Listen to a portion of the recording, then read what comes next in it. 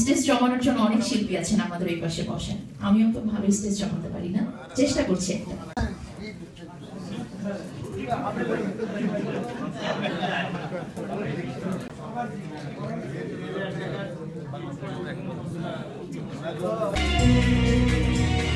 বৃষ্টি থেকে তারে বৃষ্টি গেছে কবি শুকিয়ে, সে তো অশ্রু মুছে না গোপনীয় চলে গোপন লুকিয়ে।